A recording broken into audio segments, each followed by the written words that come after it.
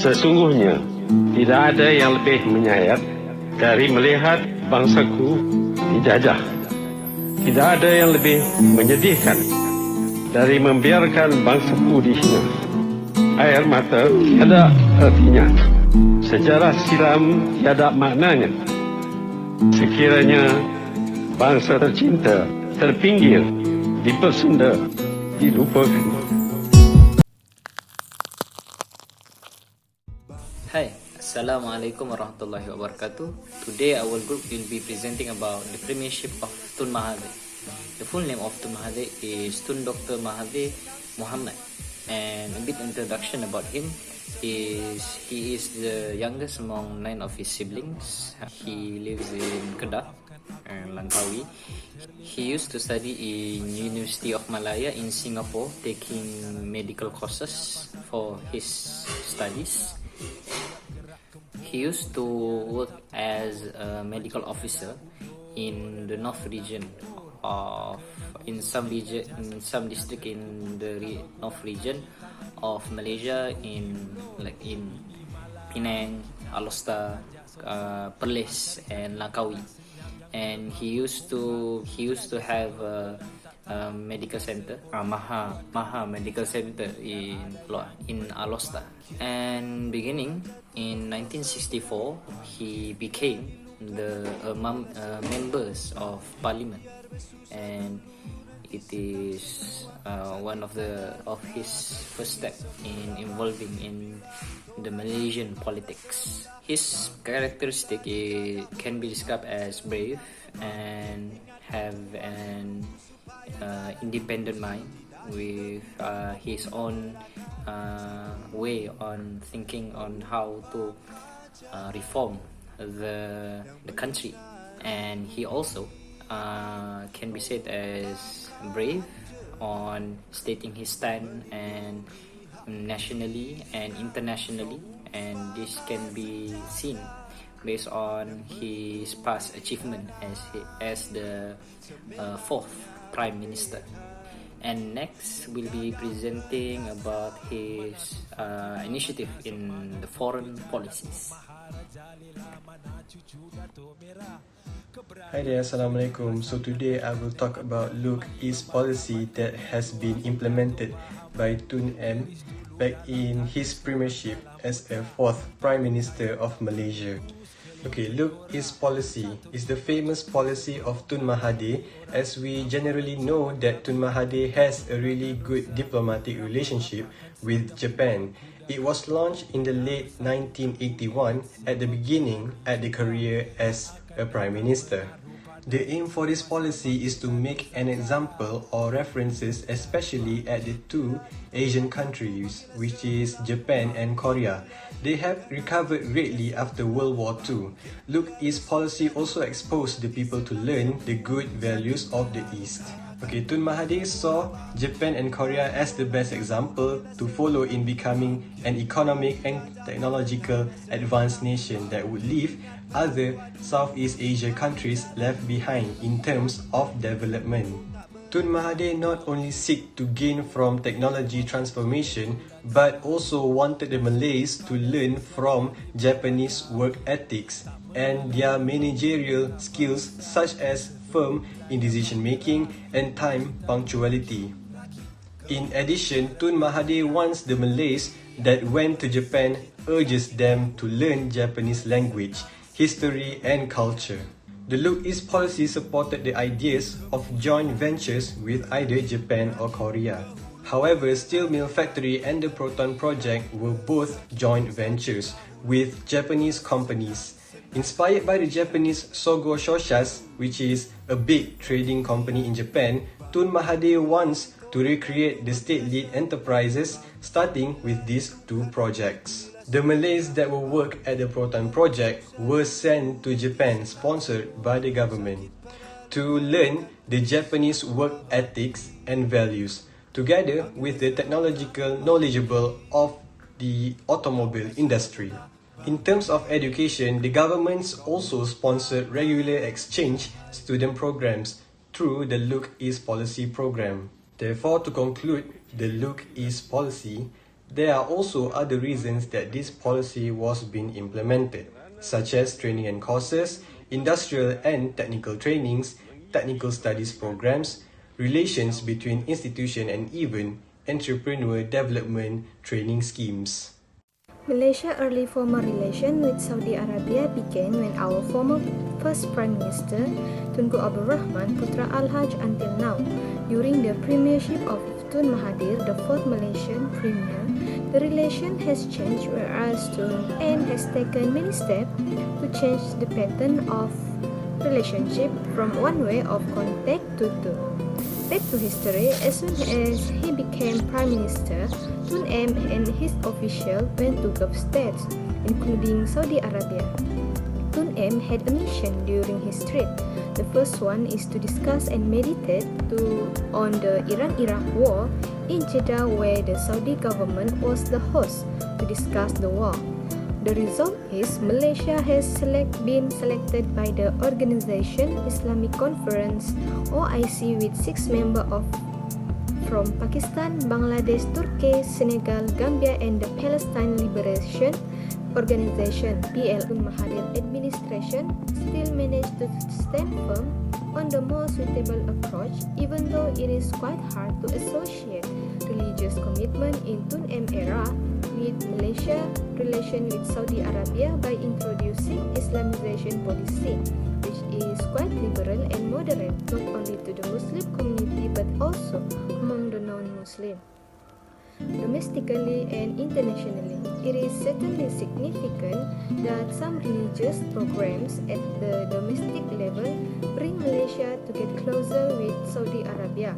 For instance, the implementation of Islamization policy in some government and banking institutions, such as the establishment of the Islamic University of Malaysia, IIUM, and the Islamic Development Foundation, Islamic Banking Malaysia Berhad, may be considered vital for Tun M's government as his early era.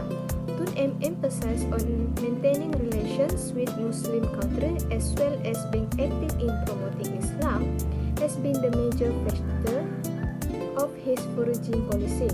Equipped with this Islamic approach, it is prolongs the survival of the Tun M political regime interests both domestically and international level. During Tun Mahathir's premiership, there are many foreign policies that have been made by his government, and one of it is his foreign policy with the country of China. The policy between Malaysia and China can be further elaborated based on the research done by the Rajatnaram School of International Studies. Based on the studies, there are 5 major pillars that built this foreign policy between China and Malaysia.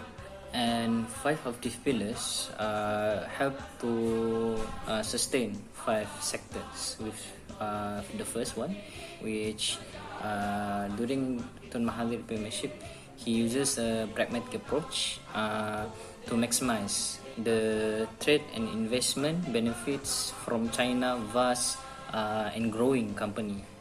In 1982, Malaysia-China trade had climbed from $307 million US dollar through $14 billion in 2002, and this is a significant number that shows through this foreign policy and trade between Malaysia and China that it have give a big impact to Malaysia's economy.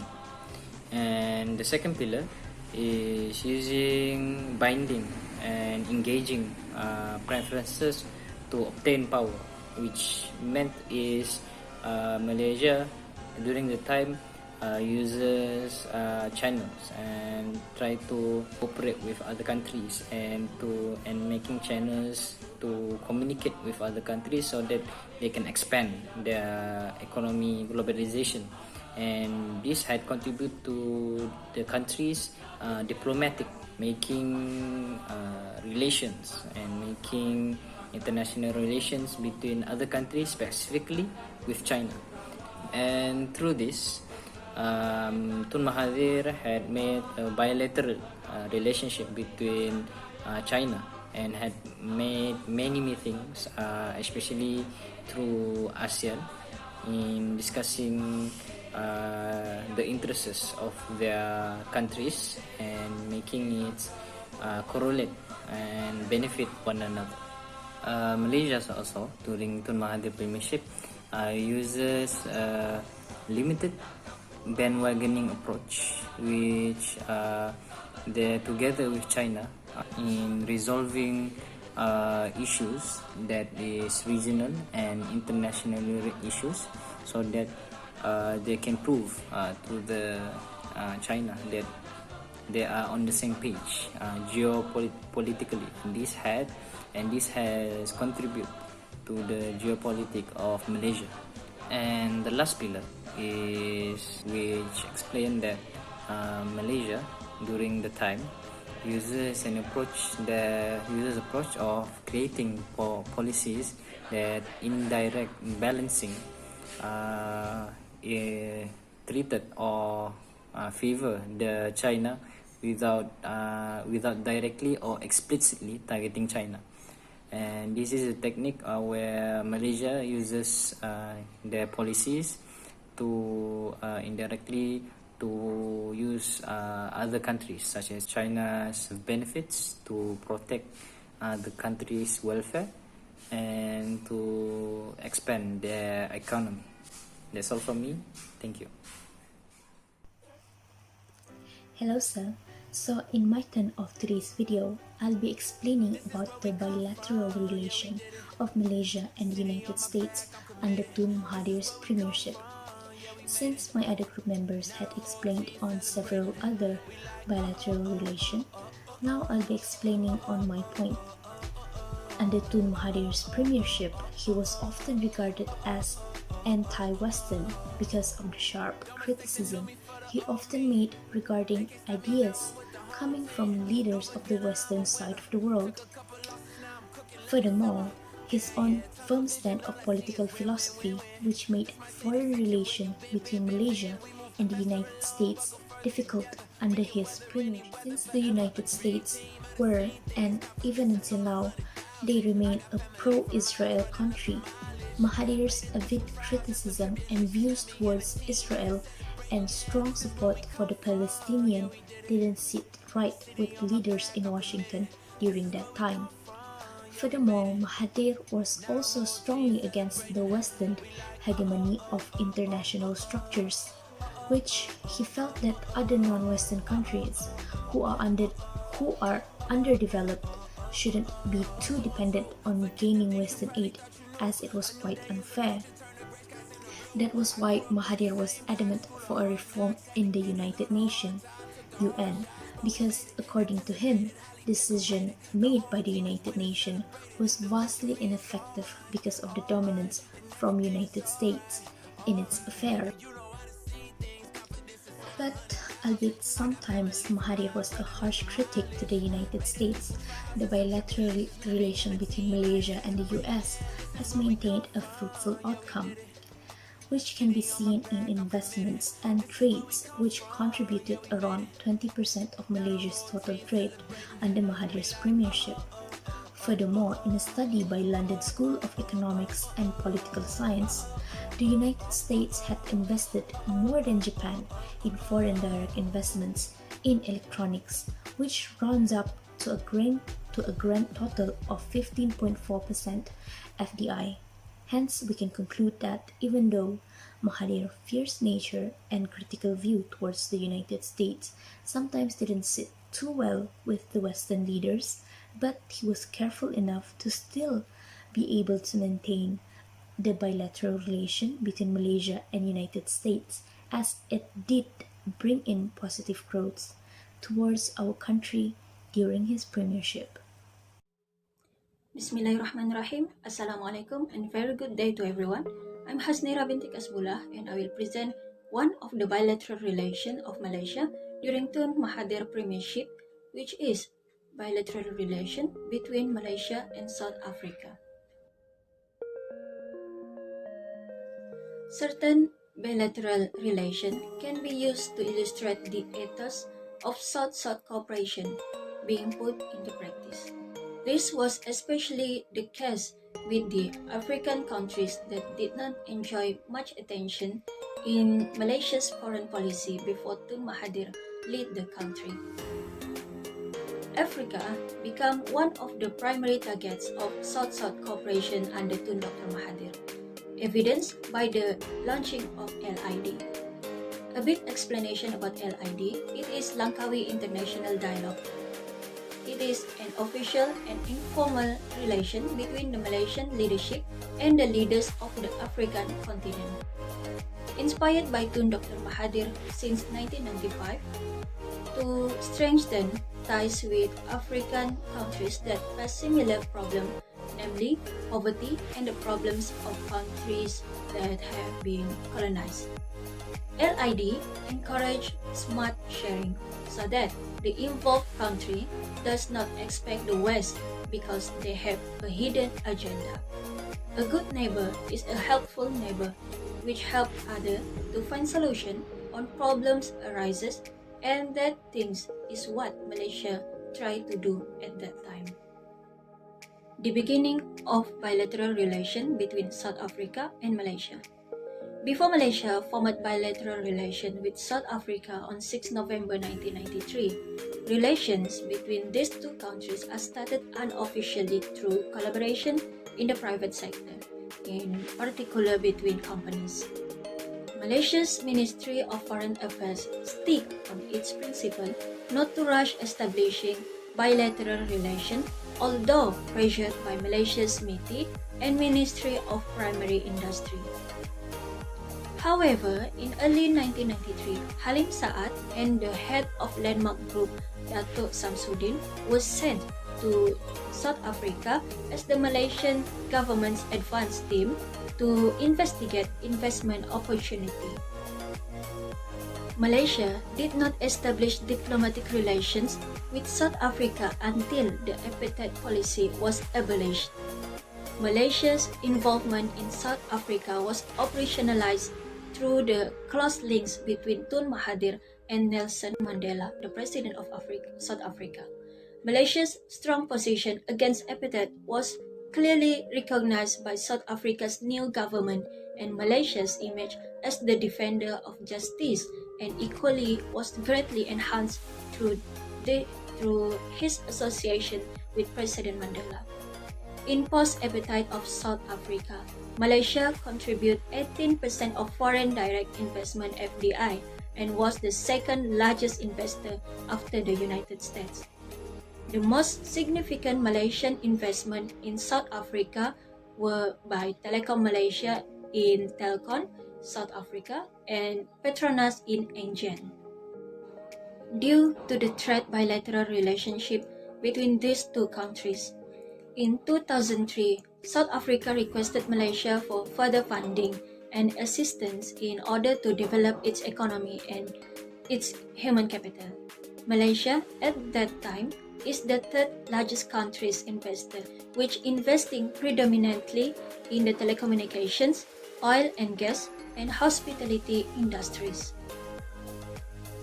The elaboration before could easily lead to the conclusion that there was a predominance of economic or equations of wealth motivation in this drive by Malaysian companies to invest in South Africa.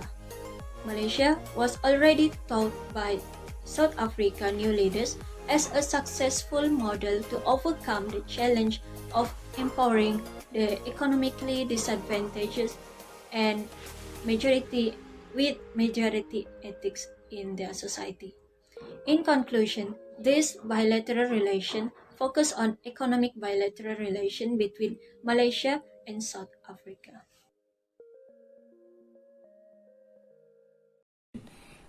There are many foreign policies created by Tun Mahathir, and all of them have benefited the country in many ways, rather in geopolitics, in economy, or even in international relations. All of these policies had become significant for significant contribution that describe how Tun Mahathir governed our country during his premiership. Thank you. That's all from me. Saat berduka, orang biasa yang selalu terlupa. Bila aku tinggi, bawaku kembali. Bila aku tinggi,